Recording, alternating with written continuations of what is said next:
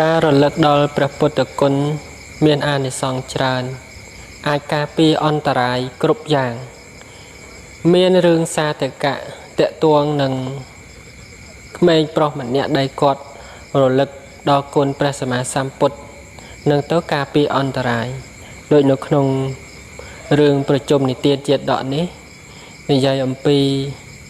បរោះសមាទិដ្ឋិម្នាក់គាត់ជាអ្នករកស៊ីកាប់អស់ដើម្បីលក់អស់នឹងចិញ្ចឹមជីវិតសម័យថ្ងៃមួយហ្នឹងគាត់បរទេះទៅព្រមដោយកូនប្រុសរបស់គាត់ហ្នឹង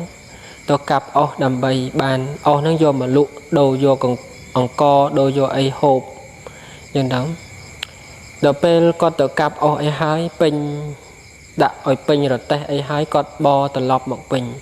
បរត្រឡប់មកវិញហ្នឹងមើលទៅថាថ្ងៃហ្នឹងវាមិនទាន់លិចទេគោនឹងអត់ទាន់បានស៊ី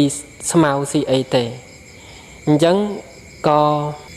បញ្ឈប់គោនៅកន្លែងគៀនព្រះនគរហ្នឹងឲ្យគោនឹងស៊ីស្មៅស៊ីអីសិនហើយក៏បន្លែងគោឲ្យស៊ីស្មៅស៊ីអីចិត្តនឹងទ្វារនគរហើយនៅសម័យនោះដែរនៅក្នុងនគរហ្នឹងគឺគេតែងតែនៅក្នុងនគរក្រុងរាជក្រឹសហ្នឹងគេតែងតែបិទទ្វារនគរហ្នឹងនៅពេលរាត្រីពេលយប់ហ្នឹងណាអញ្ចឹងបរោះហ្នឹងក៏បន្លែងគោឲ្យស៊ីអញ្ចឹងទៅឲ្យកូនប្រុសហ្នឹងហើយនឹងខ្លួនហ្នឹងដេកនៅគៀនរទេះហ្នឹងដល់ងើបពីដេកឡើងបាត់គោអស់លេងហើយក៏ដើររកគោរហូតចូលទៅក្នុងក្រុងទៅដើររកគោនៅក្នុងក្រុងរាជក្រឹសហ្នឹងគាត់ទៅរកគោនៅក្នុងក្រុងហ្នឹងរហូតទៅដល់ថារកអត់ទាន់ឃើញគោផងគេបិទក្រុងរាជក្រឹសហ្នឹងបាត់ទ្វារក្រុងហ្នឹងបាត់កូនគាត់នឹងរទេះហ្នឹងនៅក្រៅនគរហ្នឹងឯងគាត់ចេញទៅអត់រួចទេអញ្ចឹងកូនតូចកូនប្រុសហ្នឹងដេកនៅក្រោមរទេះហ្នឹងទៅហើយពេលយប់រាត្រីហ្នឹងពួកយក្សគេតែងតែចេញរកស៊ីខ្មោចយក្សហ្នឹងហើយខ្មោចយក្សពីរនាក់ហ្នឹងមានខ្មោចយក្សមួយជាសមាទិដ្ឋិហើយខ្មោចយក្សមួយទៀតជាមិច្ឆាទិដ្ឋិដើរទៅឃើញកូនក្មេងតូចហ្នឹងនៅក្រោមរទេះហ្នឹងហើយក៏ចង់ខំយកកូន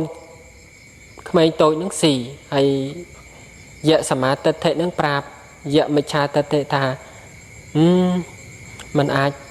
ចាប់កូនតូចនេះក្មេងតូចនេះស៊ីបានទេដោយសារតែក្មេងតូចនឹងតែងតែរលឹកដល់គុណព្រះសម្មាសម្ពុទ្ធរឿយហើយខ្មោចយក្សដែលមិច្ឆាទិដ្ឋិបើយើងថាខ្មោចយក្សអាក្រក់ហ្នឹងខ្មោចយក្សអាក្រក់ហ្នឹងគាត់អត់ស្ដាប់ហើយអញ្ចឹងគាត់ដើរទៅមករងតែចាប់កុមារនឹងយកមកស៊ីហើយកុមារនឹងរើបំរាស់ទៅក៏ពោលពាក្យ